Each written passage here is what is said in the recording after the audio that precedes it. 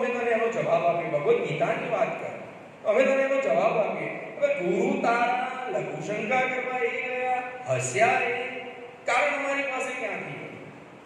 આવું તો ક્યાંય અમે જોયું નથી.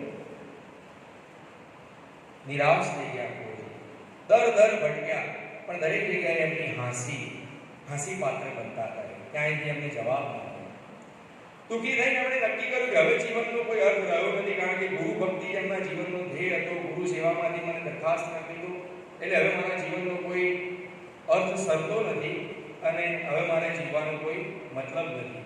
હું મારા દેહને ઓગાળી નાખીશ અને દેહને હું પાડી દઈશ. એટલે કે હવે આ દેહનો મારે ત્યાગ કરવો છે. અને ખાઈશ પીશ નહીં, અન્નનો પણ ત્યાગ કર્યો અને જંગલમાં જઈ અને એક વૃક્ષ નીચે બેસી ગયા અને ભગવાનનું નામ જપવા લાગ્યા. કે હવે ભગવાનનું નામ જપતા જપતા મરી જવું છે અને દેહનો ત્યાગ કરીને આપણે જતા રહીએ. ભગવાનનું નામ સ્મરણ કરતા કરતા ખુશ થાય થઈ ગયા, એકદમ શુક્લકડી થઈ ગયા. અમુક એમનું ભગવાનના નામનો જાપ, અમુક સિદ્ધિ હાંસલ કરી એટલે કબીરજી પ્રસન્ન થયા એમને અને કહ્યું, એ ભાઈ તારે મરવાનું નથી, ઉઠ જાગ. શું થયું? કેમ અહીંયા બેસી ગયો છે? કેમ જીદ ઉપર અડ્યું છે તું? કબીરજીને કીધું કે કબીરજી, સમસ્યા એવી છે કે મારા ગુરુજી લઘુશંકા કરતા હતા. લઘુશંકા કરતા કરતા અચાનક હસવા લાગ્યા અને મેં એમને હસવાનું કારણ પૂછ્યું તો એમણે મને તગેડી મૂક્યો કે જતો રે ભાઈ, તને મારા હસવાનું કારણ ખબર નથી, તમે જણાવો મને કે કેમ હસ્યા. તો કબીરજીએ જવાબ આપ્યો કે તારા ગુરુ પીપળાના વૃક્ષથી દૂર જ્યારે લઘુશંકા કરવા બેઠા તો એ લઘુશંકાના પ્રવાહમાં પીપળાનું એક બી તણાવવા લાગ્યું. એ જોઈ અને તારા ગુરુ એટલા માટે હસ્યા કે પીપળો એ બ્રહ્મ સ્વરૂપ છે, સમસ્ત બ્રહ્મ, અને એ બી એ જીવ સ્વરૂપ છે. બ્રહ્મમાંથી જ્યારે જીવ છૂટો પડે છે ત્યારે મળ અને મૂત્રના માર્ગે એ વહી જાય છે. એનો વિગતે વાત કરતા, વિગતે સમજાવતા કબીરજીએ કીધું કે જીવ ઉત્પન્ન થાય છે પણ મૂત્ર માર્ગે. માતાના ગર્ભમાં પણ મળ અને મૂત્રની વચ્ચે એ 9 માસ સુધી રહે છે અને જીવન પર્યંત એ મળમૂત્ર આદિ ઇન્દ્રિયોમાં જ પોતાનું જીવન જે છે એને ભોગવવામાં એ વ્યતીત કરી દે. એટલે બ્રહ્મથી જે જીવ છૂટો પડે છે એ તણાઈ જાય છે, એ એના લક્ષ્ય સુધી, એના સ્થાન સુધી પહોંચી શકતો નથી. એટલે તારા ગુરુજી હશે. તો ગુરુજીએ નતમસ્તક પ્રણામ કર્યા, કબીરજીને થેન્ક યુ કીધું અને પાછા ઉત્સાહમાં આવી ગયા અને પોતાના ગુરુજી પાસે પહોંચ્યા. ગુરુજી, મને તમારા હસવાનું કારણ જણી ગયું. ગુરુજીએ એ કારણ જાણ્યું અને કહ્યું કે વાહ, સત્ય વાત કરી છે અને હવે તું પણ મારા જેવો સિદ્ધ પુરુષ બની ગયો. હવે તું મારો શિષ્ય તો ખરો જ, પણ મારા સમકક્ષ બની ગયો, સિદ્ધ પુરુષ બની ગયો. જો ગુરુજી કેવી રીતે આપણો ઉદ્ધાર કરતા હોય છે ને, એ કંઈ આપણને એવું રસાયણ પીવડાવતા નથી કે જેથી કરીને આપણું કલ્યાણ થઈ જાય. આપણી પાસે એ આપણું કલ્યાણ કરાવતા હોય. એને સિદ્ધ પુરુષ બનાવી દીધા, ખોજી છે. હવે સમય વીતતો ગયો, ગુરુજીનો અંધકાર નજીક આવ્યો, ગુરુજી વૃદ્ધ થયા. ગુરુજીએ શિષ્ય મંડળને ભેગું કર્યું અને મોટો ઘંટ લટકાવ્યો, જબરજસ્ત મોટો ઘંટ, અને કહ્યું કે જુઓ, હવે મારો અંધકાર નજીક છે, હું હવે જઉં છું. મારું શરીરમાંથી મારું શરીર છૂટશે, મારા શરીરમાંથી પ્રાણ જ્યારે છૂટશે અને ભગવત પ્રાપ્તિ થશે. ભગવત પ્રાપ્તિ એટલે મોક્ષ પ્રાપ્તિ થશે ત્યારે આ ઘંટ વાગશે. ત્યારે આ ઘંટ વાગશે એટલે શિષ્યોને સાબિતી રૂપે ઘંટ મૂકીને ગયા અને કહ્યું કે આ ઘંટ વાગે એટલે સમજી લેજો કે તમારા ગુરુ પહોંચી ગયા, મોક્ષ મળી ગયો એમને. બ્રહ્મમાં પેલો જીવ સમાઈ ગયો. બધા શિષ્યો બેઠા છે, પણ આશ્ચર્ય એ કે પ્રાણ તો શરીરમાંથી નીકળી ગયા, પેલો ઘંટ ના વાગ્યો.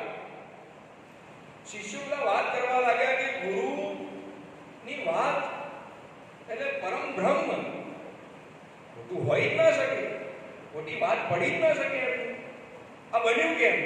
ગુરુજી ઉપર તો પહોંચી ગયા પણ ઘંટ નથી વાગ્યો. ઇટ મીન્સ ગુરુજીને મોક્ષ મળ્યો નથી. શિષ્યોમાં તો બહુ થઈ ગયું કે સારું આવું કેમ થયું? આટલા સિદ્ધ યોગી આપણા ગુરુ, આવું ના થવું જોઈએ. શિષ્યો બધા દોડા દોડ એ ખોજીજી પાસે ગયા. ખોજીજીને કીધું કે યાર આવું થયું, આપણા ગુરુજી સ્વર્ગે સીધાયા, મોક્ષ મળશે તો કે અહીંયા ઘંટ વાગશે.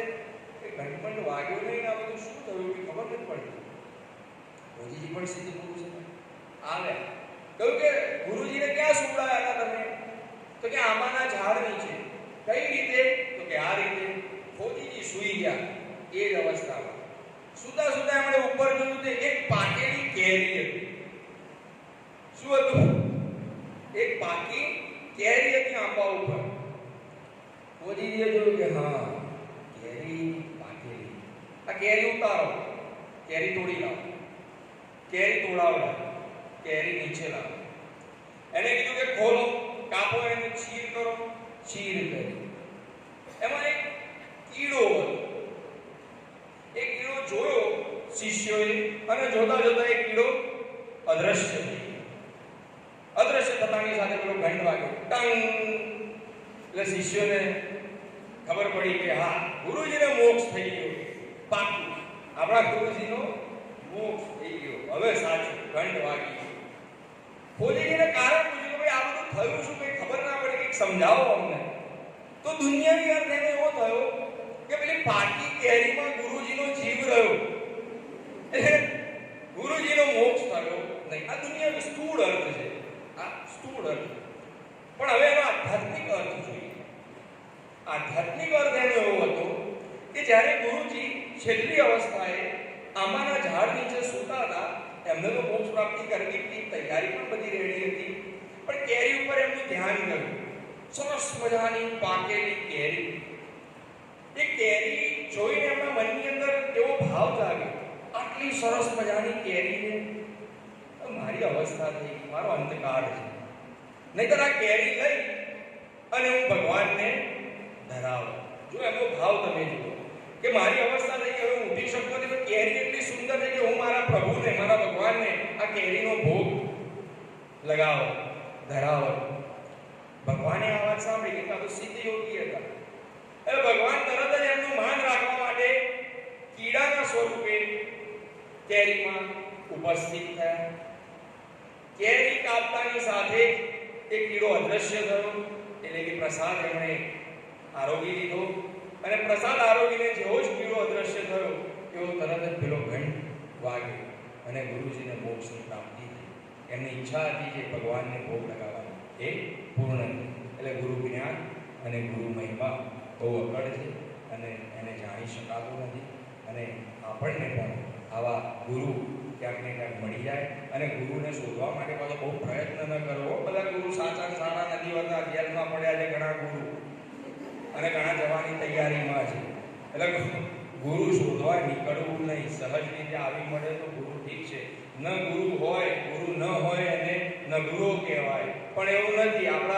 આપણા ધર્મશાસ્ત્રોમાં એનો પણ એક કોડ આપવામાં આવ્યો કે કૃષ્ણમ વંદે જગતગુરુ.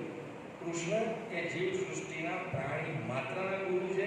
એટલે ગુરુ બનાવવા માટે કોઈ પ્રયત્નો કરવાની જરૂર નથી. સાચા ગુરુ સહજ આવી મળે અને સહજ જ એમની ઉપલબ્ધિ થતી હોય છે.